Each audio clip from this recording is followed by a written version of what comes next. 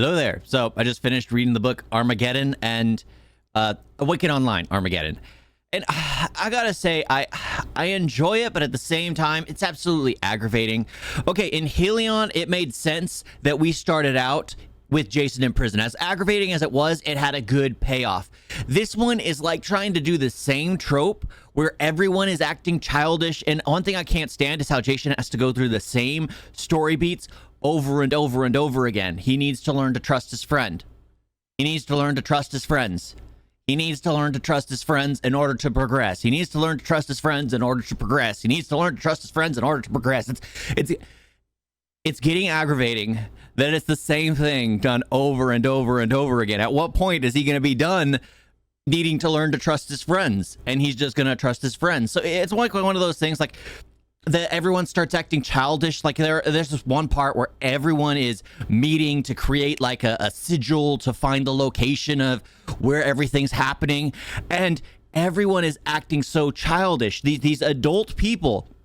Jason is more mature than some of the adults in the room. It's absolutely aggravating. And even Jason has his it's one of those things where it's like, okay, at what point are you just writing them to add tension, to force the tension in? We know these characters are smarter than this. And then they act childish for a bit. And then they have one scene where it pays off why they were all acting childish, because they wanted to get someone captured. It was... It's kind of upsetting when you go through it, and I'm like, you were just building this up for no apparent reason.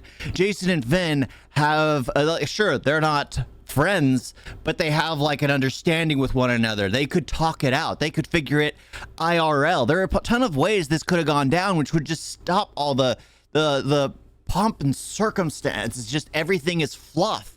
It's aggravating because the entire start of the book was nothing but fluff that was thrown in.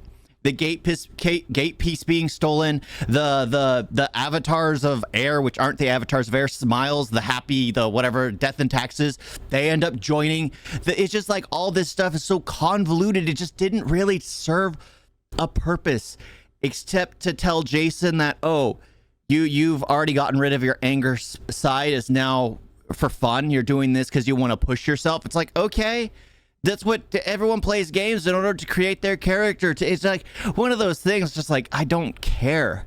I don't care. Like, I was enjoying it, but at the same time, I kept taking it. Kept getting taken out. It's just like, at what point are you just throwing stuff in to like, that's one of those things. It's basically Fast and the Furious, where everyone's an enemy until they're too popular to be an enemy anymore. They end up joining the family, and it's the stupidest thing, because now everyone needs to come together to take out the old. All the new is coming together to take out the old. It's just one of those, it's a trope that's been done so many times. Of course, I'm going to continue on to the next book, but it's like a trope that's been done so many times. It gets aggravating, and here it's just like, okay, I don't care for Fast and the Furious, and here I'm going through a book that's basically Fast and the Furious. And they had a moment where they were trying to make fun of Lord of the Rings. They were trying to make fun of Harry Potter. And I'm like, okay, first of all, you're having this as your stance. You're using a video game as your stance to defend your magic system. All right. They're having to use, like, I know Harry Potter has its own weak magic system, but it still has an interesting world building. Like, trying to compete with other stories in your story. Like, I understand being a nerd and jumping on like quotes and things like that and just having fun with things, but right here it was just like he was demeaning far greater stories in his campy book. And that's kind of where it really bothered me, where he was making fun of Harry Potter, where he was making fun of Lord of the Rings. Those are amazing stories that have, well, I know Lord of the Rings has amazing world building. You can make fun of Gandalf the Grey all you want. You can make fun of Gandalf the White all you want. You can make fun of Harry Potter all you want.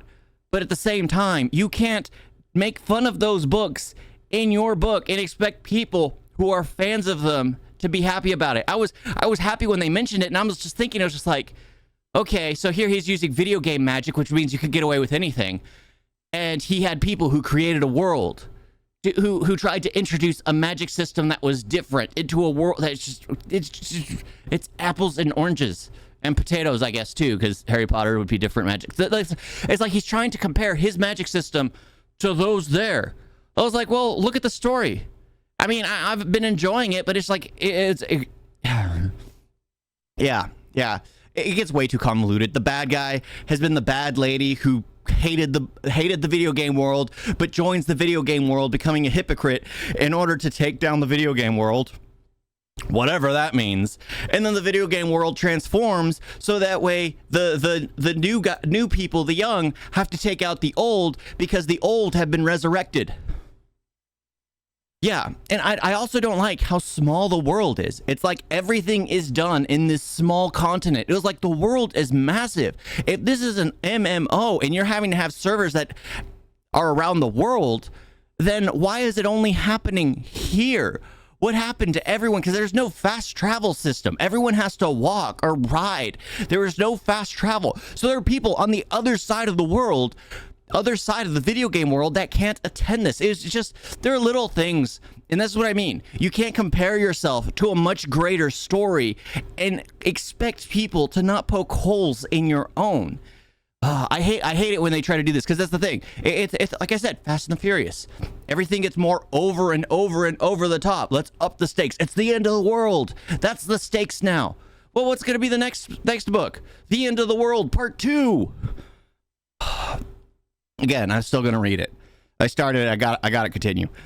But I mean, that's the thing. It's like I like it, but at the same time, it's aggravating how it's just trying to up the stakes. Why not take a minute to bring it back to reality? Not reality, but try to bring things back. It should have taken a book to where it goes back to Jason's Twilight Throne, back to the kingdoms going to war with each other after they settled something, before they did the next big event. Why people liked comic books of individual people was because if they already read like the Avengers or the Justice League, these big scale battles, they could always go back and read like the single comics where a character is just on their own having to deal with minor threats, minor villains. There is something about that. But right now we have the superhero team mashup.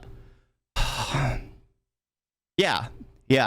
I'm not a bit like, okay, I enjoyed it, but I didn't enjoy it. There are too many problems that I had in the beginning. If I wasn't like, hadn't gone through 9 other books already, I probably wouldn't have continued this book. I probably wouldn't. I mean, the first one I did really enjoy, even though it felt kind of like a sludge to get through, because the world was interesting. I like the lit RPG.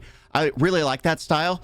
But this one's really dropping the ball, trying to compare itself to others. Even though it wasn't, it was just trying to belittle the others that are far greater than itself. And if you know anything about nerd culture, we get very, very defensive very quickly. But yeah. I went through Awaken Online, Armageddon. It's the 10th book in the series, and I'm gonna go on to Timeless, which is the 11th book, I think. But yeah, this one's really making me get out of it. It's really making me feel like I've wasted a lot of time, because the last one, Jason was a prisoner halfway through till the halfway point, and he's just telling a story of how he got there, and then they continue on the rest of it. There are certain dynamics which work, but it's like after that, it went to the end of the world. He went from a neighboring kingdom that he was at war with to the end of the world. It's just learn to pace yourself. Don't just jump the gun like that. But it don't matter. Oh, because they introduced like the gate pieces, which again now I guess serve no purpose. Absolutely no purpose. But it is what it is. I'll probably enjoy the next one more. Maybe it'll rectify and make me see clearly. Maybe I just had overshot or just focused on the wrong things. I don't know. But that's just how I felt finishing it. I was just like, okay. Thank you all for watching. Talk to you next time. Toodles.